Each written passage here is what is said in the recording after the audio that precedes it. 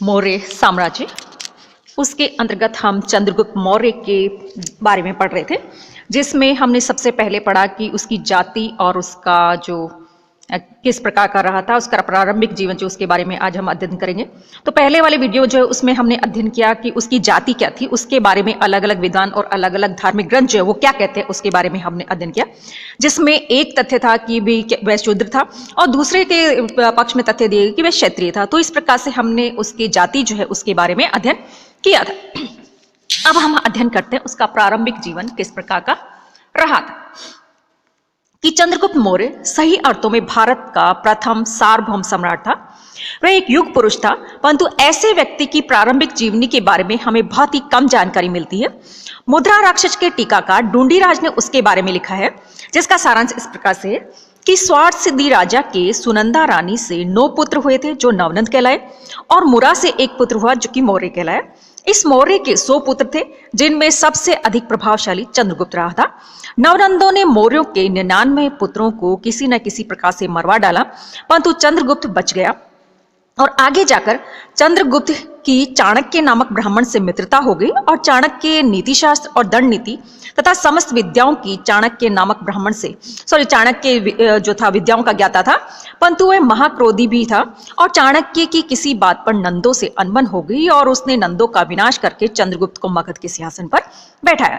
इसी प्रकार से कथा सरित सागर जो उससे भी पता चलता है कि योगानंद और उसके पुत्र हिरण्यगुप्त को पूर्व नंद के लड़के चंद्रगुप्त से बैर था। पूर्व नंद का मंत्री शक्टार काफी समय तक चंद्रगुप्त की सहायता और सुरक्षा करता रहा।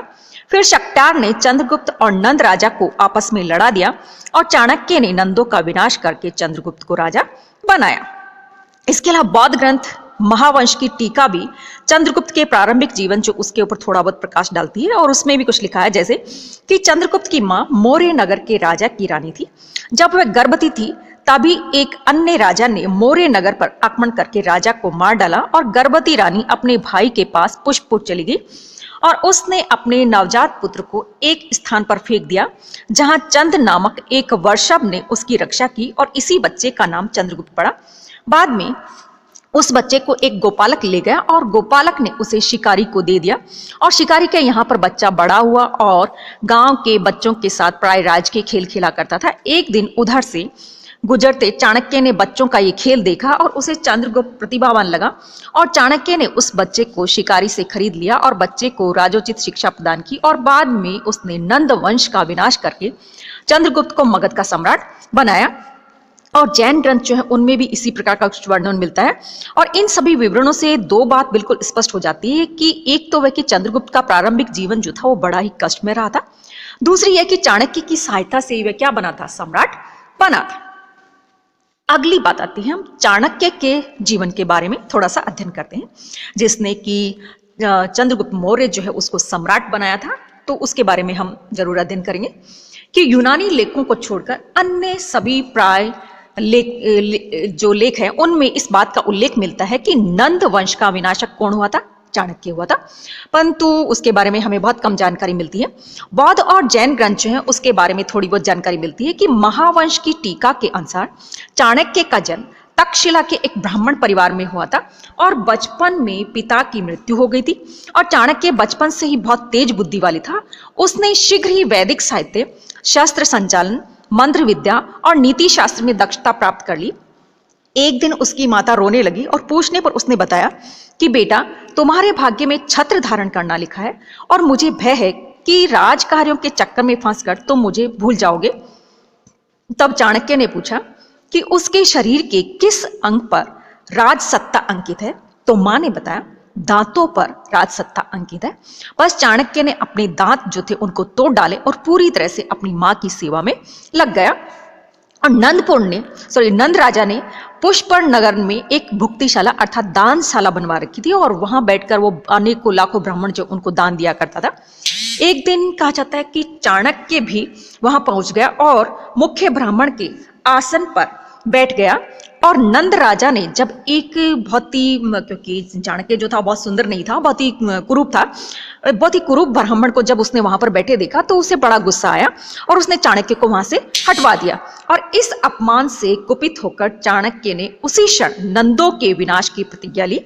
और इस घटना के बाद चाणक्य किसी योग्य क्षत्रिय लड़के की तलाश में निकल पड़ा जिसे नंदों के बाद सम्राट बनाया जा सके। और घूमते घूमते एक गांव में चंद्रगुप्त मिल गया और चंद्रगुप्त की योग्यता से प्रभावित होकर चाणक्य उसे अपने साथ में ले गया और शस्त्र विद्या में उसको पारंगत किया। फिर एक अन्य सैन्य दल तैयार किया गया और नंदों के विनाश के बाद चंद्रगुप्त को सिंहासन पर बैठाया गया। और अन्य साक्ष्यों से भी इसी बात का प्रमाण या विवरण मिलता है। और परिशिष्ट पर्वन और आवश्यक सूत्र में उसे गोल विषय के चणक नामक ग्राम का बताया गया है। और जैन बृहत कथा कोश में उसे पाटलिपुत्र के कपिल ब्राह्मण का पुत्र बताया गया। और इसी ग्रंथ के अनुसार युवावस्था में चाणक्य का विवाह यशोमती नामक एक लड़की से हुआ था।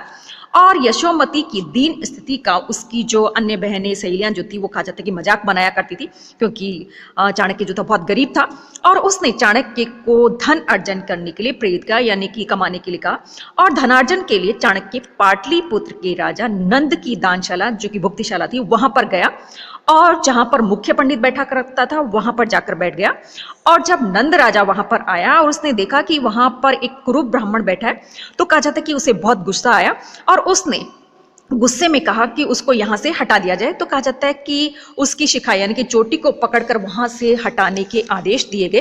तब चाणक्य ने नंद वंश की, क्योंकि उसको वहां से हटा दिया गया, चोटी पकड़कर उसको बाहर निकाल दिया गया, तो जब इस प्रकार का घटनाक्रम हुआ तो चाणक्य जो उसको नंद राजा जो उसके ऊपर बहुत ज्यादा गुस्सा आया और उसने उसी समय प्रतिज्ञा ली कि जब तक मैं नंद वंश का विनाश नहीं कर दूंगा तब तक मैं अपनी ये जो शिखा या चोटी जो उसको नहीं बांधूंगा। तो इसी प्रकार के जो वर्णन जो है हमें अन्य ग्रंथ जो उनमें भी देखने को मिलते हैं। और ऐतिहासिकता की दृष्टि से चंद्रगुप्त और चाणक्य का योग सबसे ज्यादा महत्वपूर्ण है। ये कब और कैसे संभव हुआ इसके बारे में निश्चित रूप से नहीं कह सकते। और इन दोनों के योग ने इतिहास की धारा जो उसको ही बदल दिया। और चंद्रगुप्त शूरवीर, प्रतिभावान और महत्वाकांक्षी युवक था और चाणक्य जो था वो विभिन्न विद्याओं और इत्यादि जो उनका कूट ज्ञाता था और कुशल कूटनीतिज्ञ था।